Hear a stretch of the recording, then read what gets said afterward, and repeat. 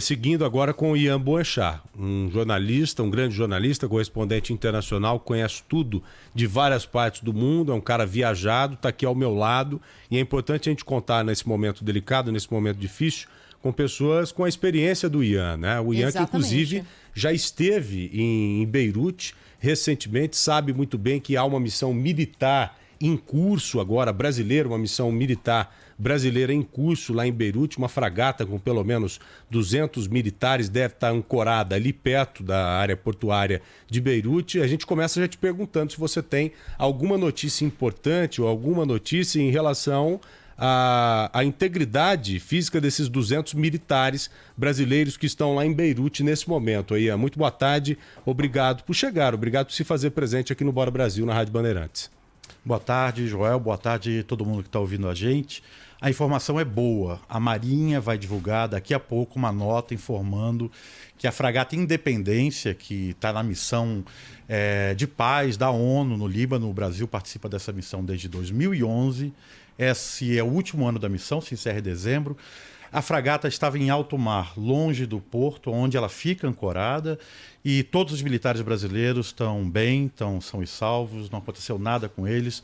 Em meio a essa tragédia, essa é uma notícia muito boa para a gente, porque a gente poderia ter perdido muitas vidas brasileiras dessa impressionante explosão, né? Bom, independente de acidente ou atentado terrorista, queria que você explicasse para a gente como é Beirute, né? Eu, por exemplo, nunca visitei a região e queria entender melhor. É uma região de conflito? Você já passou por lá algumas vezes? O que viu? O que seria importante colocar nesse momento delicado agora, Ian? Beirute e o Líbano é um país inventado, é um país criado a partir do fim do Império Otomano.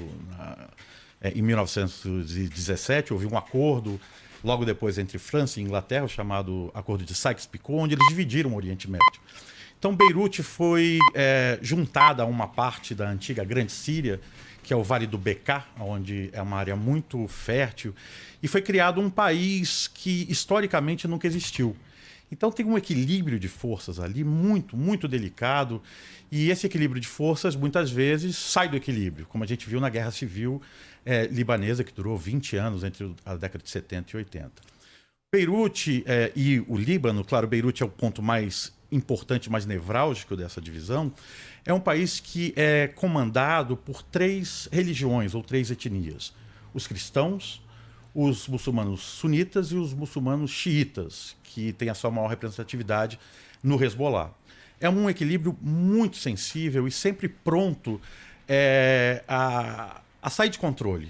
Todo mundo usa uma analogia, diz que o Líbano é um ovo com uma casca muito fina, flutuando num mar muito revolto. Tudo ali pode acontecer a qualquer momento. Há uma atuação muito forte do Hezbollah e essa atuação, às vezes, ela pode ser violenta, né? O Hezbollah tem início na década de 80 como um grupo de combate aos sunitas primeiro e depois em combate a Israel. É um grupo xiita que ganhou uma força política e militar muito grande ao longo desses últimos anos. Hoje a gente pode dizer com certeza que o Hezbollah talvez seja uma das forças militares mais fortes do Oriente Médio, com o apoio do Irã, e teve um papel fundamental nessa guerra da Síria e na guerra contra o Estado Islâmico. Hoje talvez o Hezbollah seja mais poderoso do que o exército libanês. Mas é importante lembrar que o Hezbollah, ao longo desses últimos anos, abandonou essas táticas terroristas e se transformou muito mais em uma força militar tradicional, quase. Claro, usando tática de guerrilha, mas muito mais uma força político-militar do que um grupo terrorista clássico que a gente conhece. Paramilitar, né? Paramilitar, de certa forma, sim, porque você não vai ver soldados do Hezbollah caminhando pelas ruas de Beirute, por exemplo. Sim. Nas áreas que eles controlam, nem controlando entidades estatais. É aquele poder incrustado. Mas do sul do Líbano você vai ver o Hezbollah de forma muito clara, você vai ver o Hezbollah na Síria hoje de forma muito clara, ou no Iraque, enfim. É um grupo paramilitar, mas praticamente um grupo... É um segundo estado dentro do Líbano, né? Agora, Ian, você que já esteve várias vezes em zonas de guerra, inclusive eu já ouvi no meio do fogo cruzado mesmo, com aqueles capacetinhos, colete, à prova de balas e tudo mais. Essa imagem que estamos vendo nesse instante lá de Beirute. É algo muito parecido com esses campos de guerra, né? As áreas que foram devastadas por explosões, por bombas atiradas, jogadas de aeronaves. Eu, por exemplo, estou impressionado com essa imagem que estou vendo depois da explosão. A energia realmente provocada por essa explosão no ponto principal foi sem igual. É verdade. Eu já assisti, muitas pessoas têm medo, mas eu digo, eu tive o privilégio de assistir muitos ataques aéreos já, inclusive de bombardeiros ou de caças. Eu nunca vi uma explosão dessa magnitude. O que impressiona é o deslocamento de ar que ele exerce, né? Exatamente. A impressão é de que houve uma explosão de dentro para fora. Essa é a impressão daqui, né? Mas é de uma magnitude impressionante. As cenas de depois da explosão, sim, eu vi algumas, me lembraram muito os ataques aéreos em Mossul ou em Raqqa que eu tive a oportunidade de acompanhar. E essa área onde houve essa explosão é uma área, pelo que a gente entende, pelo que a gente consegue ver, é basicamente uma área de moradias, né? Não parece uma área comercial, é isso mesmo, você que conhece ali a região? A região portuária fica bem próxima do centro de Beirute, bem próximo do que é chamado a Green Line, onde era o fronte na Guerra Civil. Exatamente em frente ao porto fica a região cristã de Beirute. E no lado oposto fica a região muçulmana. E ali no meio, bem próximo, a gente vê essas cenas dos tetos e tudo mais, é onde fica a região central, que foi totalmente renovada depois da guerra, onde tem os mercados, o souk, onde estão as boutiques de lojas muito caras, enfim. É uma região tanto residencial como também comercial e muito habitada e cheia de gente. Tá vendo? Por isso que não dá para trabalhar com esse número até agora oficial de 10 mortos. É claro que esse número... A primeira informação que surge de vítimas é essa, né? É claro que esse número tende a subir com toda certeza, infelizmente. Eu estou vendo agora algumas aeronaves, alguns helicópteros militares chegando com o Bambi Bucket, aquele cesto capaz de retirar água, muito provavelmente do mar, ali e jogar nos focos de incêndio. Os Bambi Buckets utilizados pelas aeronaves aqui em São Paulo, pelo grupamento Águia, para vocês terem uma ideia, tem capacidade de transportar pelo menos 500 litros de água. E é a ação que a gente vê agora com o objetivo de estancar os pontos de incêndio, que são vários. Em um dos retornos que eu estou vendo aqui, há pelo menos 1, 2, 3, 4, 5, quase 10 focos, quase 10 pontos de incêndio. Agora, é importante que isso você colocou para a gente, Ian, a proximidade ali da zona portuária com a área mais habitada, a região central.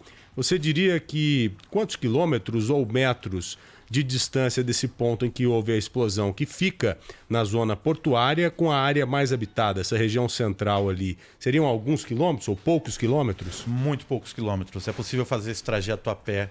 É interessante pontuar que ali bem próximo, onde eu falei essa Green Line, é onde está a grande mesquita do Líbano e também onde está o mausoléu do Rafik Hariri, que foi morto em um atentado e vai ter o julgamento agora, na próxima semana.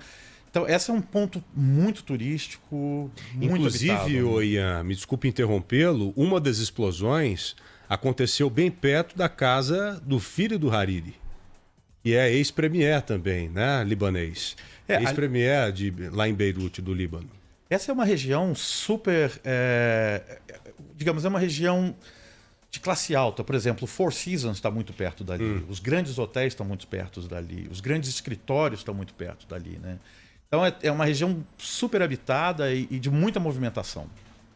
Você está de olho aí, Ana, levantando todas as informações, deu uma piscadinha aqui. Estou conversando com a Giovana, a gente fica assim, fazendo gestos aqui para a gente ir atrás de mais entrevistas e mais repercussões sobre esse caso, porque ainda não há nenhuma palavra das autoridades, Joel, e atrás disso que a gente está agora, da origem do que causou essa explosão, que é a grande pergunta que se faz agora, né? Se foi de fato um acidente, como é, inclusive, falado por algumas autoridades no país, ou se foi um ataque terrorista, né? E isso não está claro ainda por parte das autoridades do Líbano. É como você bem colocou, o que temos de concreto agora é um acidente que foi provocado uma explosão em um depósito muito grande de fogos de artifício e que há 10 pessoas mortas até o momento. Esse é o posicionamento oficial, mas isso deve mudar nas próximas horas, principalmente em relação à quantidade de mortos, infelizmente.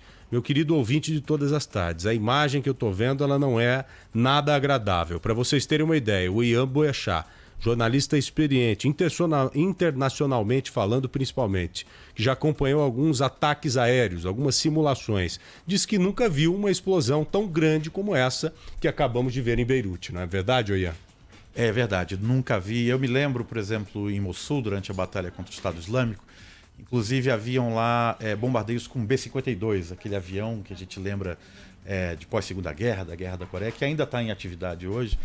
E eu me lembro do deslocamento de ar dos comandantes informando para a gente, olha, se esconde porque vai vir um bombardeio e você vai sentir o deslocamento de ar. Que é aquela energia propagada. Que é a energia que muitas vezes as pessoas não entendem, mas ela é causadora de muitas mortes, porque você tem um deslocamento de ar muito poderoso e os seus órgãos acabam se deslocando e batendo na sua parede da caixa torácica, o seu cérebro batendo no seu crânio, e muita gente morre assim.